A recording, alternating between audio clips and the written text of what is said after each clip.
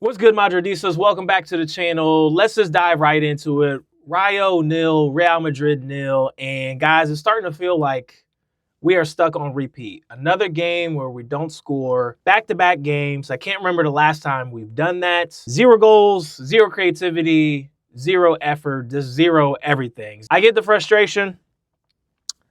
The trip to Vallecas is always difficult for us. Just look at the previous things, but overall, this is one of the better home field advantages in La Liga. The stadium is tiny. The crowd is literally on top of you. The pitch shrinks every time you touch the ball. And Rayo are just ferocious with their attack, and they're always going to bring their best against us. They always do.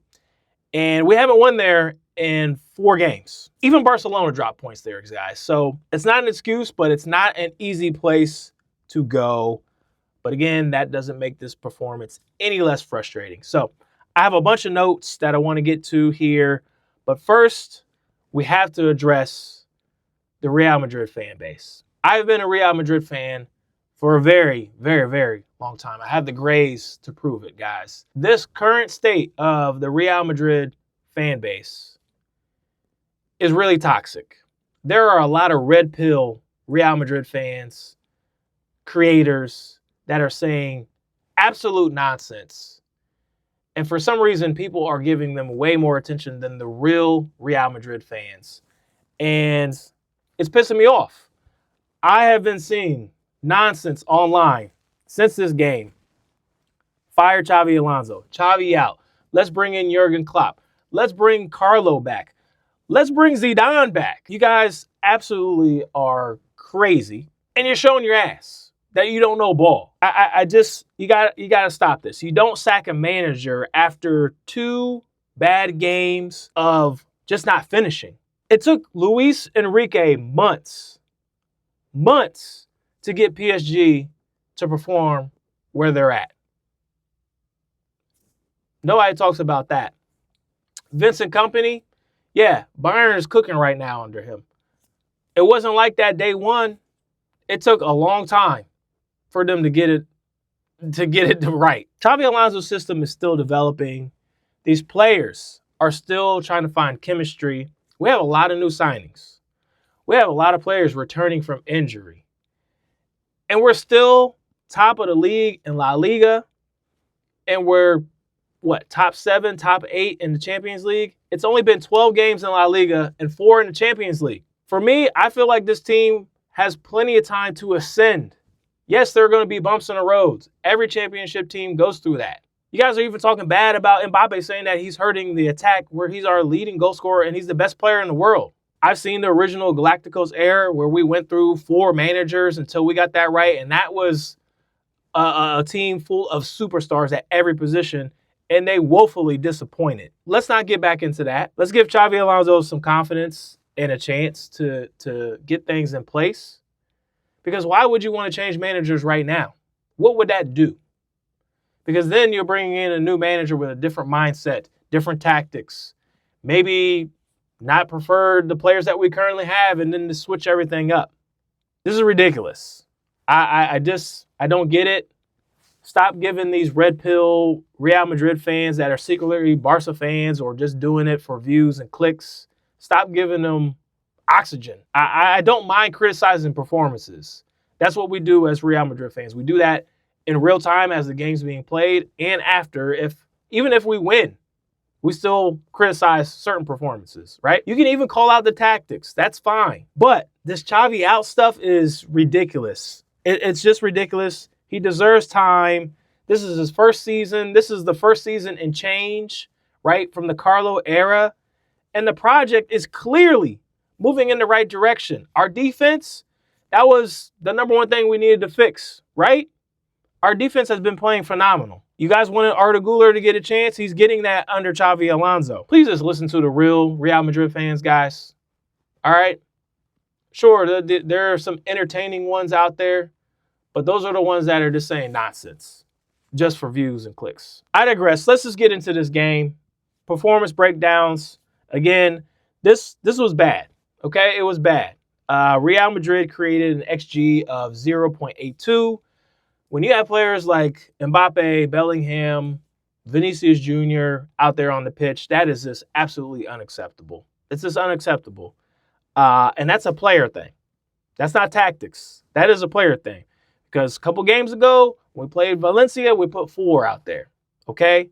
So something is going on with the players. Now, for the first half, there were a couple half chances. In my notes, Mbappe had one that went wide.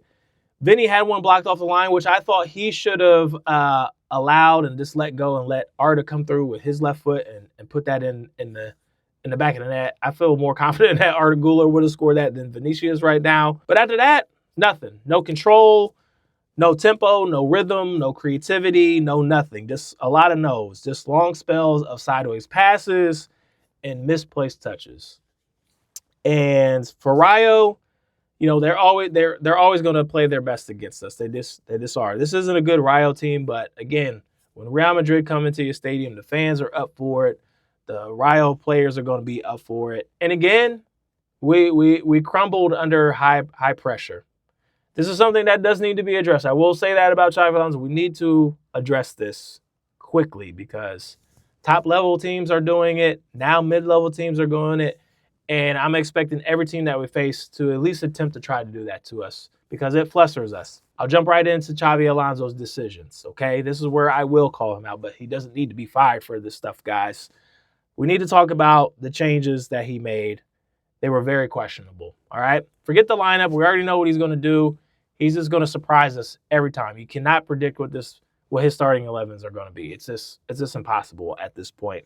Federico Valverde. There was talk that after the Liverpool game that he had an overload in his leg. Okay?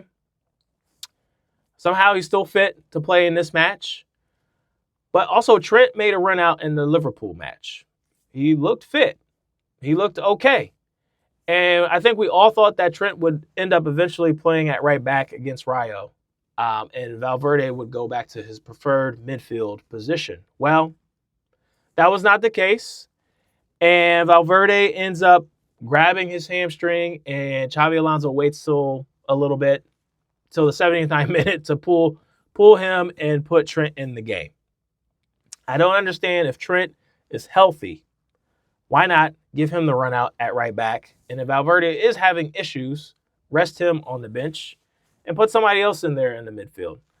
I don't know what's going on there, but that was very questionable. And then why is Eduardo Camavinga playing as a right winger when we need a goal in the later parts of the game when you have Rodrigo and Endrick on the bench? I don't understand that. It's very questionable as well. I just don't get that. It might have worked against Barcelona, but that is not a common thing that Eduardo Camavinga needs to be doing. And then you bring on Dani Ceballos. I've talked about him glowingly as more of a maestro out there, but you don't bring him on to impact the game when you need a goal. You just don't do that. But he brought him on, and he added absolutely nothing, okay? So that's what I have in my notes is for those players and those decisions. And we're seeing a theme here. It's the same substitution issues that we've seen throughout the season. Not even, and just recently, against Liverpool, late substitutions, and we get no impact out of them. There's just not enough time for the players to even get involved in the game to make an impact. So that's something Xabi Alonso needs to work on. Carlo was famous for doing that. I don't know why Xabi Alonso is doing that now. Okay, moving on. Let's talk about the attack problem. The real issue right now is finishing. It's finishing and chance creation. Right now, Kylian Mbappé is the only one really finishing from anywhere on the pitch. In 2 straight games, Real Madrid hasn't looked like the team that can make any good opportunities right now. They just can't. It's all been individual moments, kind of like the Carlo ball that we saw. Arda Güler is pulling magic out of nowhere. Okay, that's individual brilliance. But then you got Vinicius Jr. He's running into 3, 4 defenders at a time and making terrible decisions in the final third. And then Mbappé is getting isolated for service. Now, again, a lot of you guys saying he's not a true number 9. Yes, he's not. He's still scoring. And I'm seeing fans post videos of Joselu.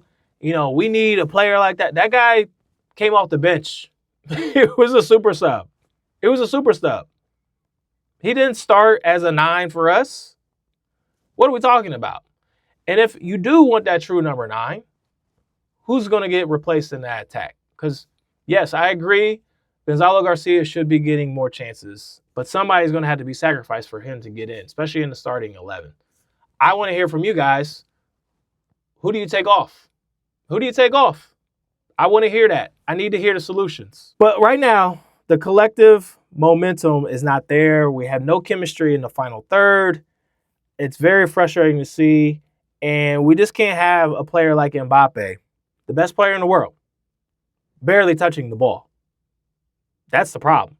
When he doesn't touch the ball and create chances, who else is going to step up and score these goals for us?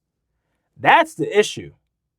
Forget having a true number 9. We need somebody else to step up and score. Who's the other goal threat out there? So who Vinicius is supposed to be that guy, but I'm leaving him out because somebody else needs to step up. Vinicius is too inconsistent. And right now, there's a lot of chatter that Real Madrid, especially Flo Perez, they're pretty much done with Vinicius Jr. And if you really believe the rumors, Vinicius and Xabi Alonso aren't vibing with each other right now. So it is what it is. It's a contract year for Vinicius Jr. We'll see what happens to that. We'll visit that later on in the season, see how that progresses. But right now, Vinicius Jr. is not living up to what the team expects from him and the fans, in my opinion. So we need to find somebody else that can score goals for us. And it can't just be dependent on Mbappé. Individual performances against Rayo. Arda Güler was the best player on the pitch. I don't want to hear it. He's the best player on the pitch. He was playing deeper this time, dictating tempo, calm under pressure. And finally, Xabi Alonso let him play a full 90 minutes, which he deserved. He's deserved that for a while now. Of our careers, he was solid.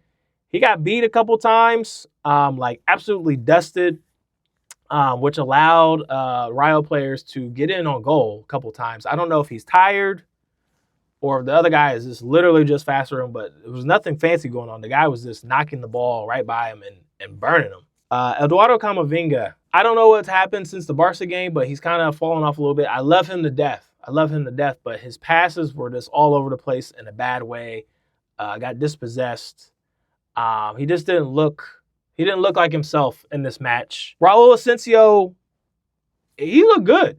He actually looked good, had some nice tackles, showed some speed.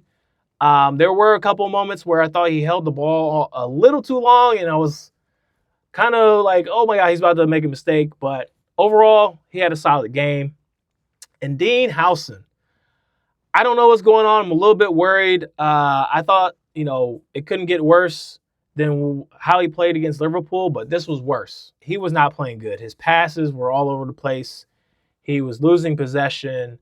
Not sure what's going on with Dean right now, but hopefully this is the floor and now he can work his way back up because he's a great player, but man, these last 2 games have been absolutely terrible for him. Brahim Diaz, he's not a starter. I don't want to see him start anymore. He is a super sub. Whenever he starts, he just gets lost. He fades into the game. He never gets situated. And if he wants to be part of this project long term, he has to start delivering with more consistency because it's not there. Okay, so looking ahead, guys, we're heading into international break. And it's 2 weeks with no Madrid football. And this might be a blessing in disguise, guys. Look, our players need rest. Valverde got injured. Some players need some reflection. Some of you fans need reflection. And Xavi needs time to get his tactics right on the training pitch. He just needs to reset the attack and figure this out. Now, look, it's not doom and gloom after this, guys. We're still top of the table. We're still a top 10 team in Europe right now. But if we want to be top 5, top 3, all that, we need to rediscover that ruthlessness, that killer instinct, that aura that Real Madrid used to have. And I've said this in a couple of videos. Teams don't feel that from us anymore. It's not that they don't respect us, but they are not afraid of us anymore. And we need to find that. We need to find that. That needs to happen. But trust me, guys, the goals will come. The goals will come. Consistency is very hard in football, okay? Some teams start off real slow, have ups and downs, and then they just take off, a la PSG. Matter of fact, look at Man City. They absolutely destroyed Liverpool. But if you look early on, they were just kind of like hovering a little bit. They weren't great. They weren't bad. And now things are just starting to click. I think that's what's going to happen with us. I really do. And maybe I'm just too of an optimistic person or half glass full, but that's just how I feel. We have too much talent to just think that we're just constantly going to stay in this nosedive. With all that being said, please, fans, calm down. We've had worse starts in our history than this right now. We're top of the table. We're top 7, top 8 in Champions League. 4 games Champions League, 12 games La Liga. Calm down, please. And all you red pill Real Madrid fans, do what you do, man. Do what you do, but y'all pissing me off. Straight up, y'all pissing me off. Anyways, that's my take, guys. Let me know what you think in the comments. Should Xabi Alonso change his tactics? Should he give Gonzalo Garcia some more time? Should he be in the starting 11? And if so, who gets sacrificed for that move? Drop your thoughts below. If you're new here, please like the video and subscribe. That will help out my channel so much. Also, we're still on the road to 1,000. All right, we're almost at 650. Let's get to the 1,000 before the end of the year. Help a brother out, okay? Until next time, a la Madrid. Peace.